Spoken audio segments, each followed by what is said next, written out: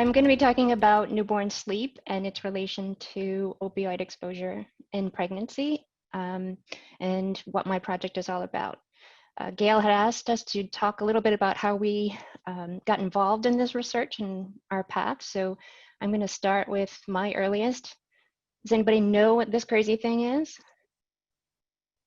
If you said nursing cap, you're right. That is where I started.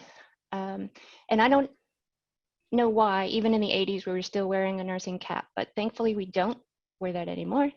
I started out in adult neurology and became very interested in the brain-behavior relationships that I was seeing.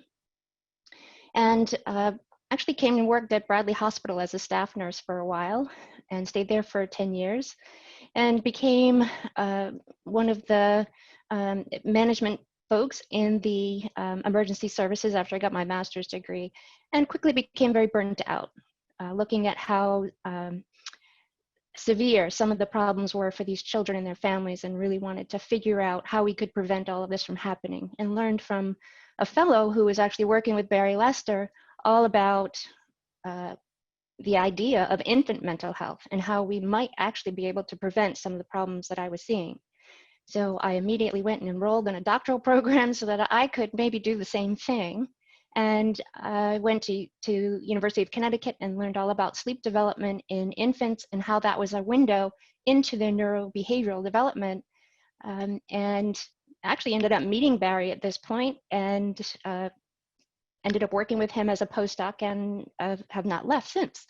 I learned about infant neurobehaviors and prenatal exposures from the MLS study, which was going on at the time as a cocaine exposure project, and also became very interested in exposures to maternal mental health and the medications that moms would take during their pregnancy. For me, it was a potential, maybe if we treat this mental health problems during pregnancy, we could actually make things better by providing a better milieu for the fetus to grow in. So I developed a Case 23 project through NIMH to look at fetal monitoring and perinatal mental health, and had some great mentors on that project. And also learned about, on the clinical side, behavioral sleep medicine. My work since that time has really been focused on prenatal SSRI exposures, as well as maternal mental health and the impacts on the fetus, infant, and child.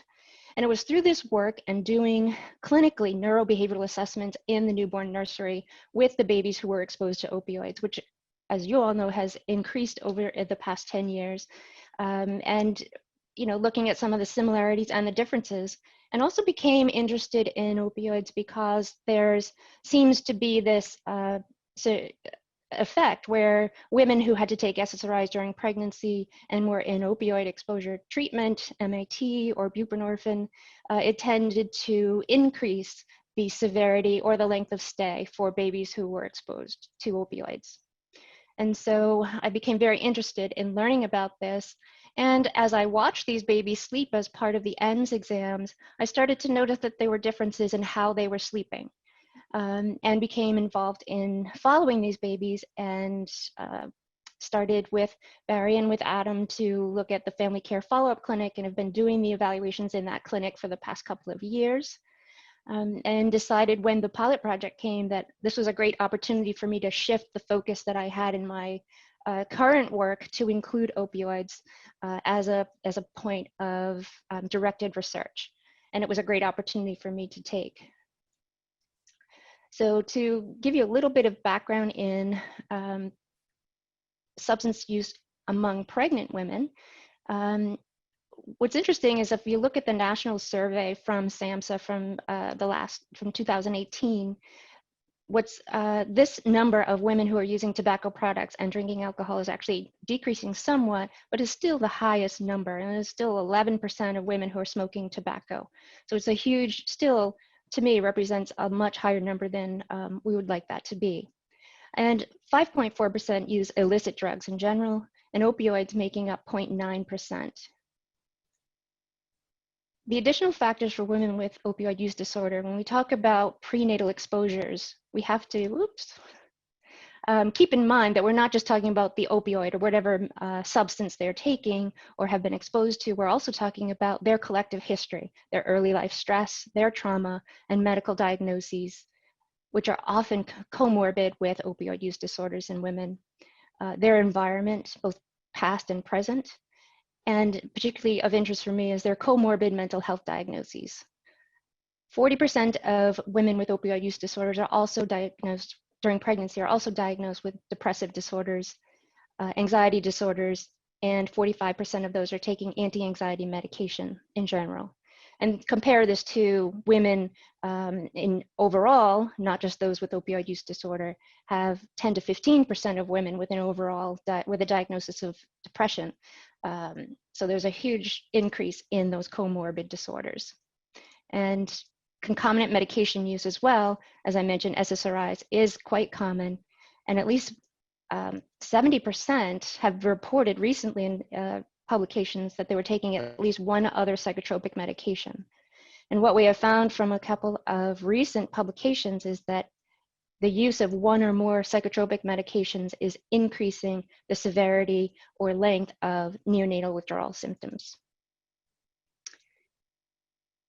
So I'm going to kind of skip over this, but I just do want to mention that there are other issues with mom sleep, both during pregnancy in general, but women with this lived experience also have an increased risk because of their mental health conditions, how it affects their sleep.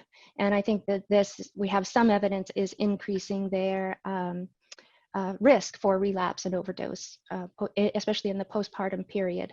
And we have very little data on sleep in pregnancy for these women.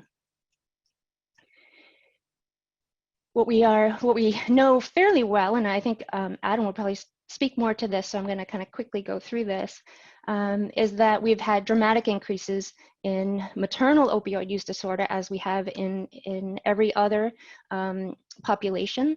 And this is resulting in increased infants who are exposed with a rise. You can see in the blue line here, this is NAS in general, and opioid use disorder in the pink. NAS being neonatal abstinence signs, which may or may not be directly related to opioids.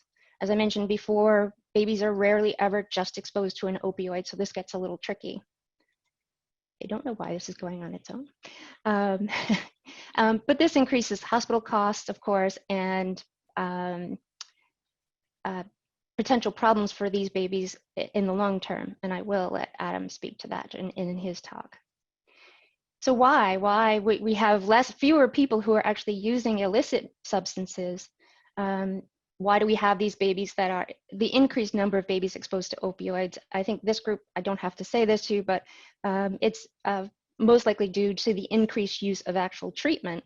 These babies are still exposed to an opioid if they're getting methadone or buprenorphine. It's certainly been found to be a safer for the babies overall, but we still are just trying to study the effects and what is the safest treatment for both mom and baby. Some terminology from the newborn side: substance exposed newborn relating to any substance exposure, psychotropic or illicit. NAS, as I mentioned, is neonatal abstinence symptoms or signs attributed to some sort of exposure during the birth or prior to birth, and NOWS, which is neonatal opioid withdrawal syndrome specifically. The signs that we see in these babies are not that different than you would see in an adult or an older person going through withdrawal: hypertonia, tremors, autonomic instability, respiration and temperature being key, extreme irritability, poor sucking reflex, poor weight gain, poor sleep, and seizures. For diagnosis, this is often difficult and somewhat subjective, depending on how it is done. I think we're getting much better at this, and there's some ongoing work that I think Adam will talk about in terms of how we can get better at making a diagnosis, and when do we need to medicate these babies, and when can we use non-pharmacological treatments. The ratings are typically done by some sort of scale, typically the neonatal abstinence scale, which was originally developed by Loretta Finnegan. It has been modified by others like Janssen, typically 21 items and are scored for severity of 0 to 3 or 4. And the score often determines not just treatment, but the weaning of the infant. So very important that these tools that we use to help define this severity of NOWS are done correctly and reliably, which is often difficult to achieve. And what I just want to point out is that sleep is a major criteria for these scores, which are so important to not only treatment, but weaning and going home. And this is really based on how much sleep the baby got in one period of time. In between feedings, did the baby sleep for less than an hour, 2 hours, or 3 hours? Which you can imagine might be very subjective if nobody's actually watching the baby sleep. And I'll talk more about that. 60 to 80% of opioid-exposed newborns requires treatment with medication. The current drug of choice is often morphine. There have been treatment trials in our nursery as well for methadone and other medications. And the exposure is dependent on what type of opioid the baby was exposed to. And as I mentioned, other medications, substances, and background conditions for the mom can actually increase the severity or the length of these. And there's some new data that perhaps maybe males are more at risk than females. And I was just putting in some graphs for you to see that there is an onset, a peak, and a residual of onset of symptoms over the first 30 days of life. Typically, we can resolve NOWS by about 14 days. There are alternative diagnoses and treatment, such as the Eat, Sleep, Console method, which is basically, is the infant eating well, sleeping well, and is the baby consolable? If the answer is yes, they get to be discharged. And this has led to a shorter length of stay and low pharmacological treatment rates.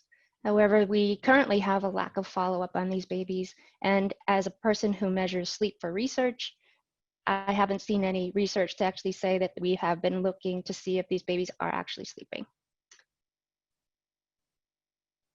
So I'm going to talk a little bit about newborn sleep and why this is so important.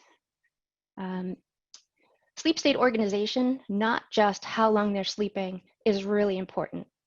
The coordination is required between the brain and multiple physiological systems for the infant to be able to develop healthy sleep.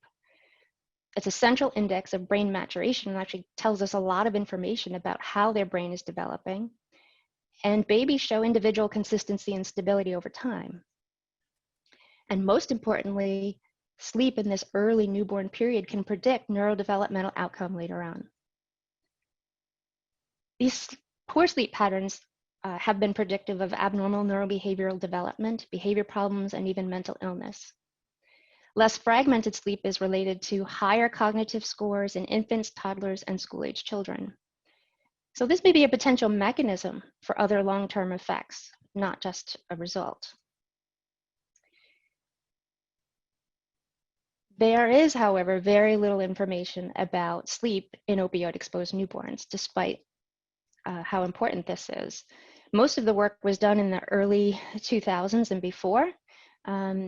For babies with the diagnosis of NAS, they did find increased sleep deprivation, increased disorganization and fragmentation. This is with EEG, I should mention that.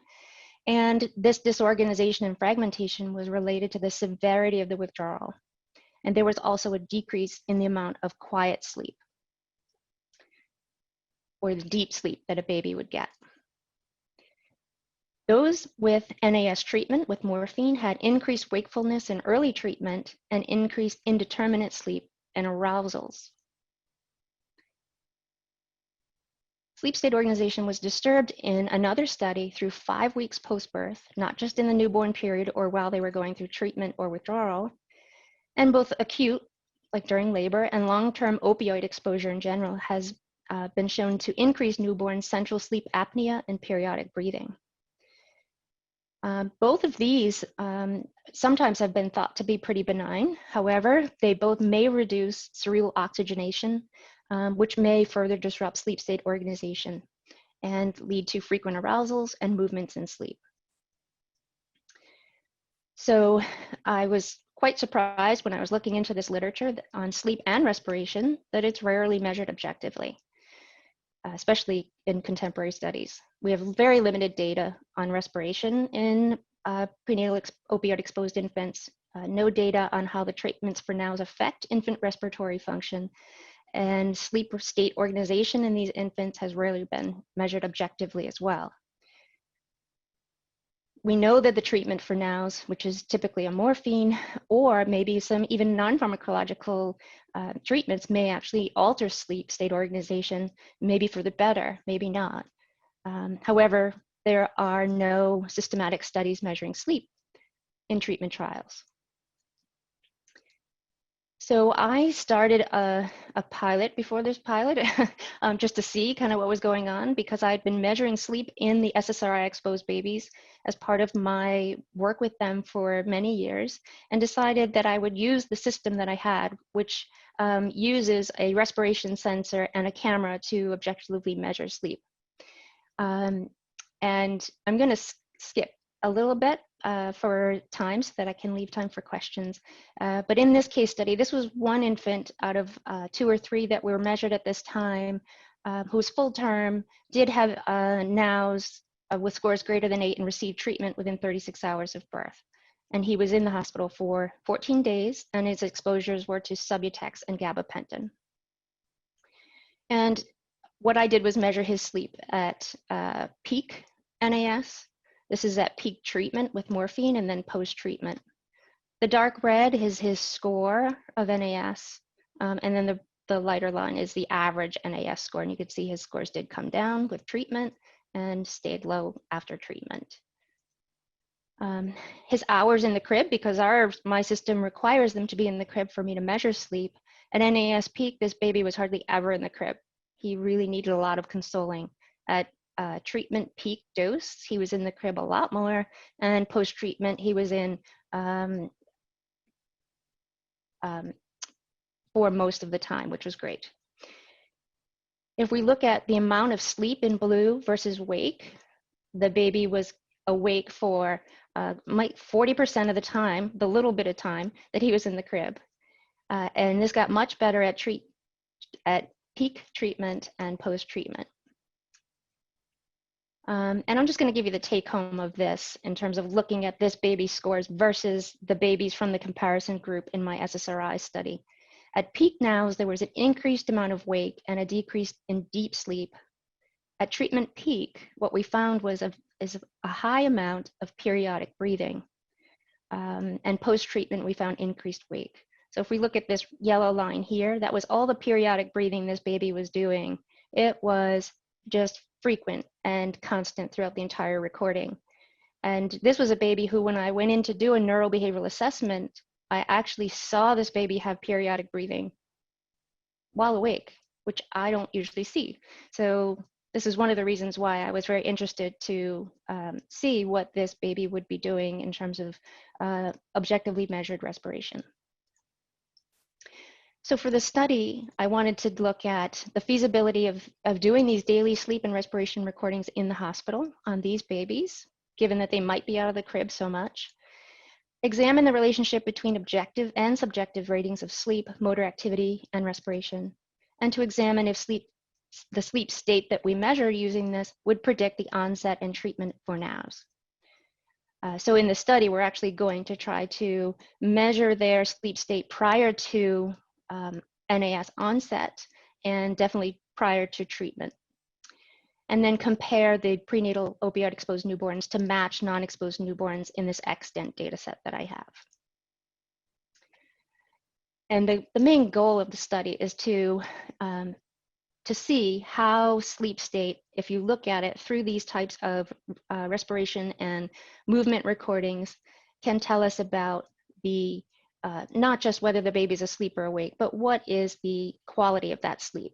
In the baby that I showed you, the amount of wake, despite the amount of sleep that the baby got, which actually wasn't terrible. If you looked at that baby, you'd say he was sleeping, but a lot of it was very fragmented. He was waking up a lot, even when he was in max treatment and actually doing much better.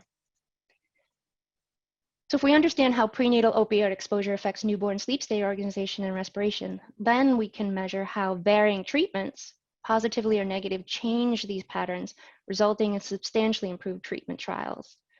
And perhaps even some biomarkers of NOWs, as well as treatment response, and maybe even modifiable targets, not just in this prenatal, in this early postnatal period, but long term.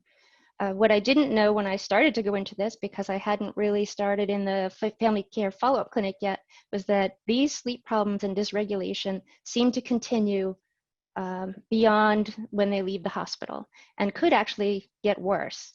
And if you send this baby home with their mother who's in treatment and is vulnerable, and the baby's not sleeping, mom's probably not sleeping, we've got a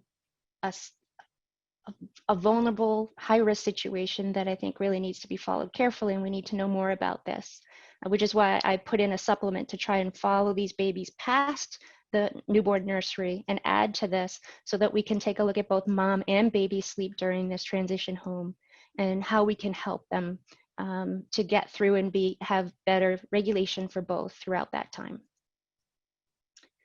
So I think I'll stop there. If anyone has questions about the methods, I can kind of go through that, or any other questions you might have. I can say that we started to recruit. We actually approached 2 families, and we had 2 say yes, and then we were shut down by COVID. So we're in a holding pattern. Thank you, Amy. Does anybody have any questions for Amy? Steve. Well, thanks, Dr. Salisbury. I really enjoyed your talk. Very interesting. I was thinking about what you said about the exposure to other medications for mental health, and thinking that it would be potentially very tricky to kind of understand SSRI exposures and potential withdrawal, and to think about different agents and how that may impact decisions about using opioids. And I don't know, maybe you should talk a little bit about that. It seems really challenging to me. It is. Well, in the extant data set that I talked about, it actually is a study where we looked at babies who were exposed to SSRIs and for their mothers were diagnosed with depression, as well as women who were diagnosed with depression during the pregnancy who didn't take SSRIs, and a control group of women who weren't depressed and didn't take SSRIs. So observational, not randomly assigned or anything.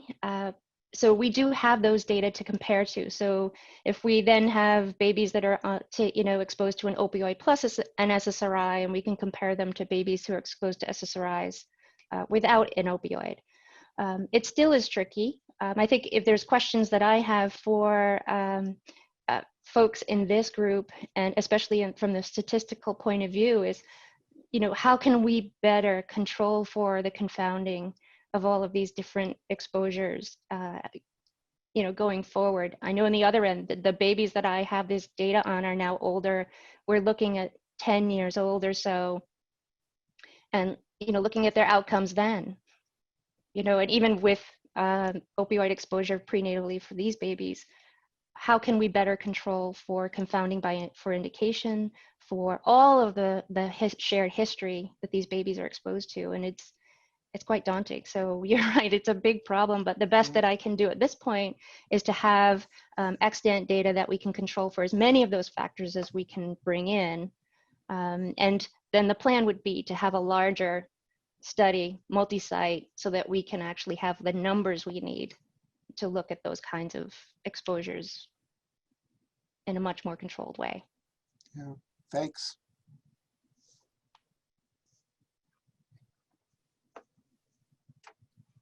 I think answering the withdrawal question, because my work has really focused on that, looking at these babies both in the fetal period as well as post, looking at their neurobehavior over that first month. I don't think that it's totally withdrawal for babies that are exposed to SSRIs. I think it's an adaptation, and it definitely has a lot to do with the serotonin blockade of the SSRI. So I think that we're looking at something quite different physiologically, and I'm hoping that we'll be able to tease that apart as we get bigger samples. Interesting. But you also said that antipsychotics can worsen NOWS, which I hadn't, I didn't know about, but certainly there's a lot of uncertainty about antipsychotics in pregnancy even still. So that's really interesting to me as well. I think SSRIs has been more commonly reported, and in the paper by Krista Huberks, who this was a large epidemiological study, it was actually gabapentin that was creating the biggest risk. Got it. Thank you. Amy, this was really an excellent presentation and an area that certainly deserves a lot more attention. I'm, a lot of the debate or public discussion about neonatal abstinence syndrome is, a lot of the rhetoric is around addicted babies. And of course, that's absurd because the addiction is not, addiction's a complex disease, and it involves, the individual addicted person's ability to identify that substance and take it to get the effect.